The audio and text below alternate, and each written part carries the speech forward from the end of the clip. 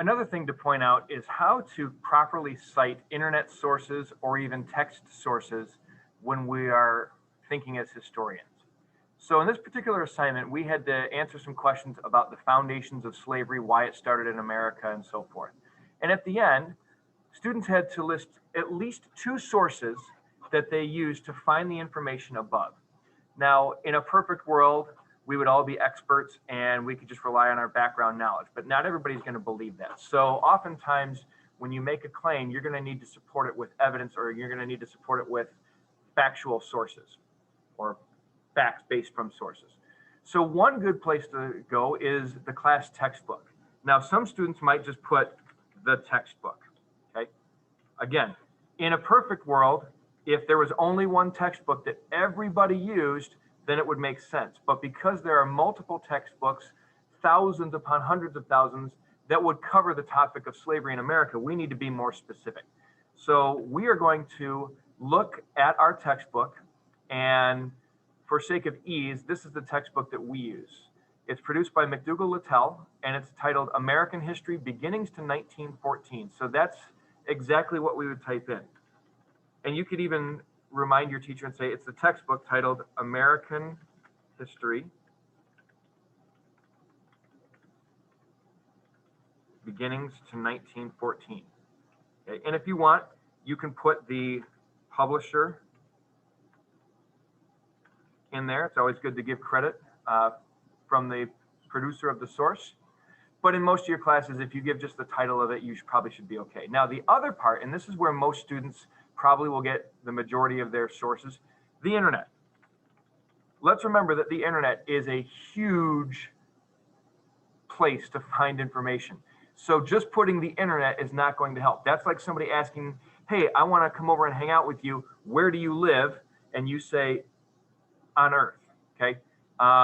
That leaves open millions of places where you could be or where you could live. So we don't want to just say the internet. We also don't want to say Google, because Google is a meta search engine. It's a resource that will pull up a variety of specific sites. You also don't just want to say history.com, okay? You're getting more specific and a little closer, but where at on history.com? Or a common source for middle schoolers is Wikipedia. Again, Wikipedia is a wiki page which can be edited and added to by many people. And it's a good source, it's a good start for information. But I always tell my students, if you're going to use Wikipedia, a specific Wikipedia page, you need to have something else. So let's say we're going to look up slavery in America. And we might find it through Wikipedia. Notice how if we click on this, up here in the URL address bar, there's a specific link or a specific site page or web address for this specific page. So if we just typed in Wikipedia, it would open up a wide variety of topics that we could look through in Wikipedia. So I'm going to copy and paste that. This is my actual web link. Now, because my teacher will say, if you're going to use Wikipedia, you need to use another source as well, I can go back to my search, and the top one that comes up, and usually these are by relevance. So history.com, again, but notice that it's not just history.com. There's a specific site link to this page. So as it loads, which mine's taking a little bit longer, I want to select and copy that whole address. So you can either right click and choose copy, or if you're using a PC, hit the command Control C as in copy. And I believe it's Command C if you're using a Mac or an Apple product. And then we can go in and just hit Control V as in Victor on a PC, or Command V as in Victor if you're using a Mac.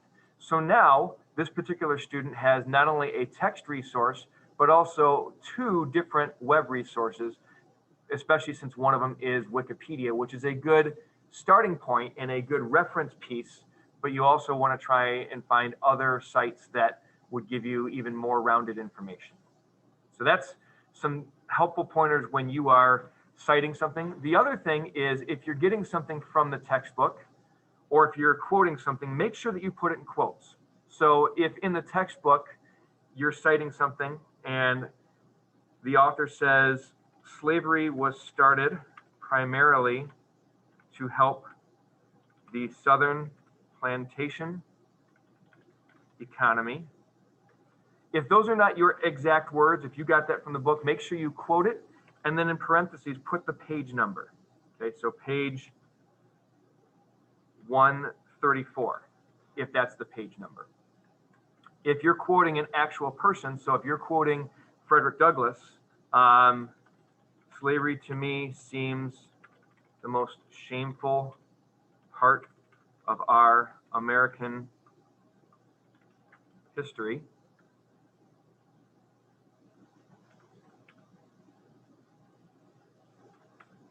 And let's say this was a Northern abolitionist named William Smith, just making up a name. Make sure that you cite that he was the one that said that, and also maybe put the page number where you got it from.